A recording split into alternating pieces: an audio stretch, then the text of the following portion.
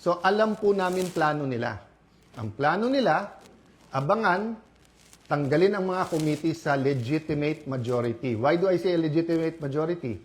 In a completely independent Senate, 13 is 13. Kahit nasa abroad, kahit fugitive, kahit na nakakulong. In a democracy, you cannot say, I love democracy. Tapos pag minority ka, gusto mo, ikaw masunod. Pag minority ka, you have a moral influence to try to influence the majority. But you cannot supplant your decision for the decision of the majority. We have the majority. 13 elected senators out of 24. Actually, 14 kami, na-pressure nila yung isa. In the future, I can show you paano siya tinakot and I can show you kasama talaga namin. Ang problema nga tinakot at ang pagpihit ngayon pagkakulong ni Senator Jinggoy ay ginagamit nilang panakot sa iba. Don't get me wrong, ha? I'm not blaming the Sandigan Bayan or the law or legal processes. I'm saying later on it will be revealed that they abused the Blue Ribbon Committee, they abused, di ba, yung paggamit sa investigation ng DOJ at Ombudsman.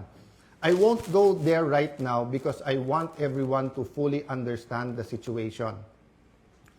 The situation now is that we want an independent impeachment. Magaganap po yan.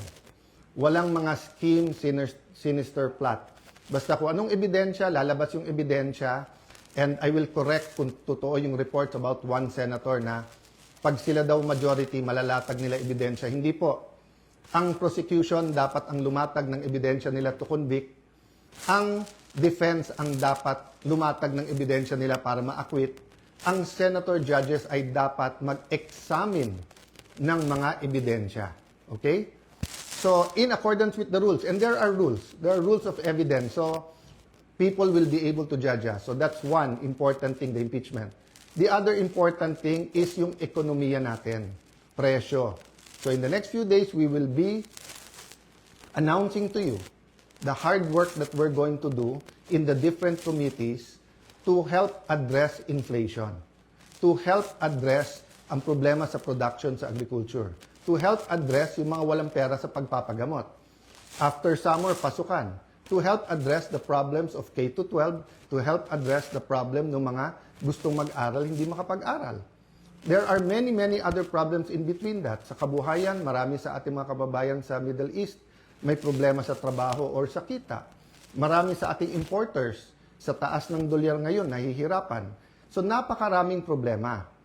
But if we allow the flood control issue, the biggest corruption issue in our history, to go unchecked, let me throw you this question.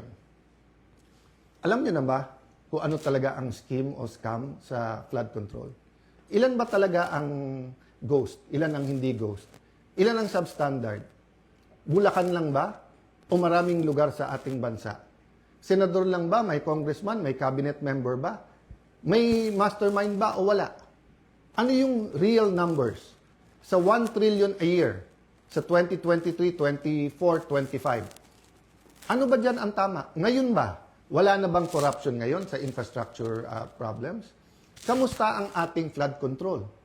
Pag umulan ba ng malakas ngayon, makakasiguro tayong hindi babaha? So, ang dami pong tanong. Hindi po ito masasagot kung wala tayong independent, impartial na hearing. May hearing ang ombudsman, may investigation at hearing ombudsman at DOJ. But what about the Blue Ribbon Committee? We gave Senator Lacson a chance. Napakatagal yon. Kayo na magkwenta ilang buwan o isang taon, di ba? So, Senator Marcoleta had one hearing. Pipigilan natin yon. Witnesses. Pag nandyan na yung witness, matetest natin. Kaya hindi ako nag-judge. Pag nakita ko sa press con, of course, I'm intrigued. Of course, I listen. I do a little bit of research. But until matesting yan sa cross-examination, dun pa lang ako maniniwala at ibabalandra ko po yan or isa side-by-side ko sa mga existing na ebidensya. So again, ulitin ko po ha, kailangan tignan po natin nangyayari sa Senado sa mas malaking konteksto ng katotohanan. Gusto ba natin na ang Senado ay maging kasangkapan, ay gamitin, no? Para ilabas ang totoo? O ito ay kasangkapan para itago ang totoo? Is the Senate for truth or not?